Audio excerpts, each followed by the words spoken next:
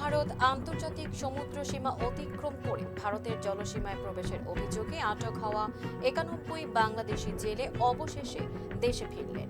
প্রায় ৬ মাস পর 4টি মাছ ধরার ট্রলার সহ স্বজনদের কাছে ফিরেছেন তারা। সরি লাইফে কখন কি হয় গ্যারান্টি আছে, তাই ইন্স্যুরেন্স করুন সিটি ব্যাংকে, কারণ ইন্স্যুরেন্স করলে সিটিতে সুরক্ষা পাবেন নিশ্চিন্তে।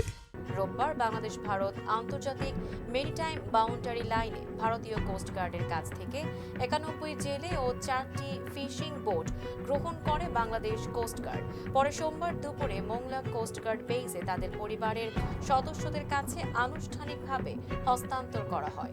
কোস্টগার্ড সূত্র জানায়, গত বছরের ডিসেম্বর এবং চলতি বছরের জানুয়ারি ও ফেব্রুয়ারিতে ভারতীয় জলসীমায় অবৈধভাবে মাছ ধরার অভিযোগে এসব জেলে ও ট্রলার আটক করা হয়। এরপর তারা দীর্ঘদিন ভারতে আটক ছিলেন।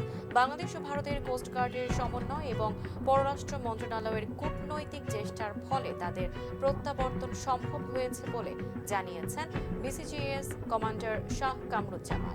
ভারতীয় কোস্টগার্ড 4টি ফিশিং বোট সহ ৯১ জন বাংলাদেশি জেলেকে আটক করে পরবর্তীতে পররাষ্ট্র মন্ত্রণালয়ের কূটনৈতিক প্রচেষ্টা এবং বাংলাদেশ কোস্টগার্ড ও ভারতীয় কোস্টগার্ডের পারস্পরিক সমন্বয়ের মাধ্যমে ভারতীয় কোস্টগার্ডের নিকট হতে ৯১ জন বাংলাদেশি জেলেকে 4টি ফিশিং বোট সহ গ্রহণ করা হয়। ফিরে আসা অধিকাংশ জেলের বাড়ি বৃহত্তর চট্টগ্রাম অঞ্চলে। দীর্ঘদিন পর পরিবার পরিজনের কাছে ফিরে স্বস্তি প্রকাশ করেছেন তারা। জেলেদের দাবি, জীবিকার তাগিদে মাছ ধরতে গিয়ে তারা অসাবধানতাবশত ভারতীয় জলসীমায় প্রবেশ করেছিলেন। Tanjima Nowrin, face the people.